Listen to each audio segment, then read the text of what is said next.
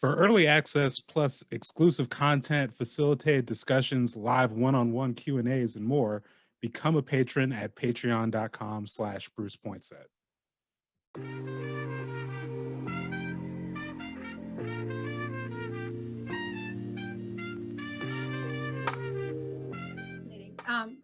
When it comes to street journalism and understanding and reporting the news in your community, it's really about information. What is information? And like I had said, I've been a journalist since I was 14. And I love information. I'm like an information hamster.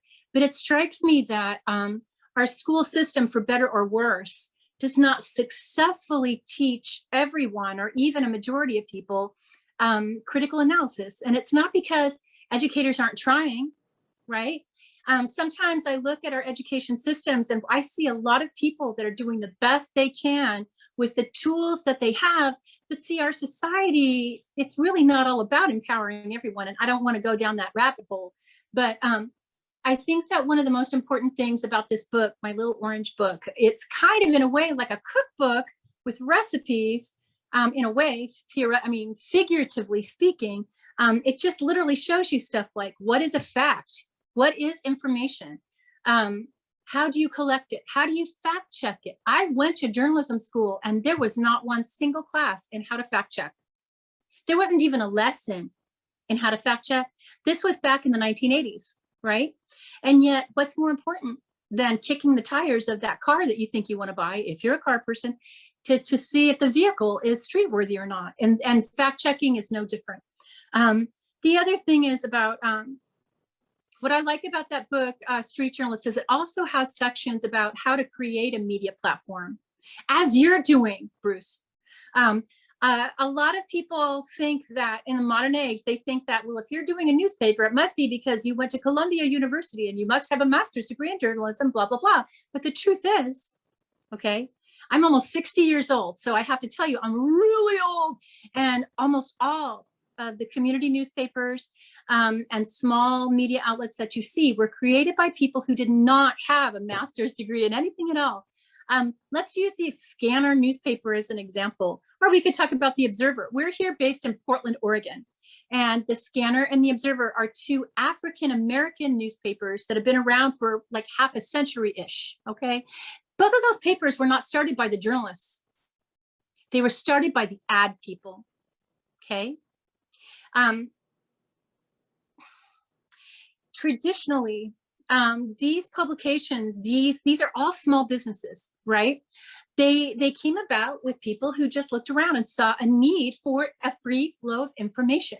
Whether it was the school lunches used to be a staple part, like the school lunch schedule used to be my favorite part. Where I was growing up in Fremont, California, the Argus, right, was the paper there. It was a little daily newspaper that does not exist anymore, okay? But when I was growing up, I'd be looking, I was a kid looking at this big wad of paper that so fascinated my parents. Why did they look at it all the time? What was in it, right?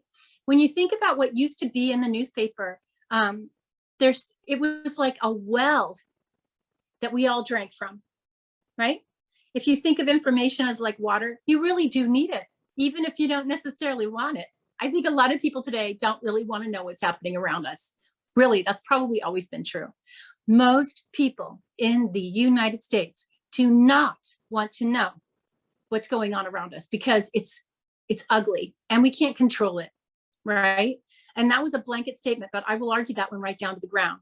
What a lot of people want is, traditionally, in the newspapers talking about the dead tree industry, right? Printed on a dead tree. The ads were the point. And the content was the packing peanuts, if you want to look at it that way, in between the ads. And it's hard for people to take that in now, except it's absolutely true of Facebook.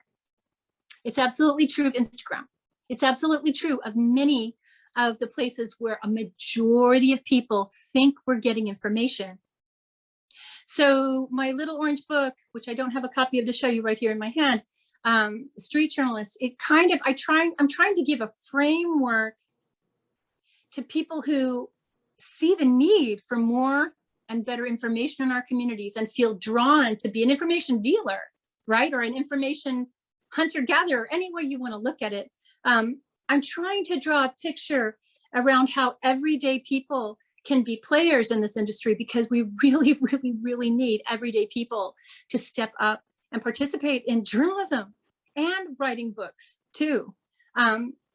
There's so much that's changed in this industry in my lifetime. You know, when I was a kid, journalists were considered to be blue collar. Isn't that funny? It cracks me up.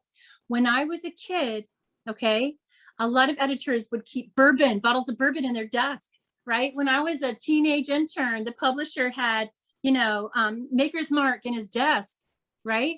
They were blue collar people. And now it's like a global warming intellectually in terms of our politics and our media. And I just really, more than anything, probably most people that read street journalists are not going to turn around and become a journalist.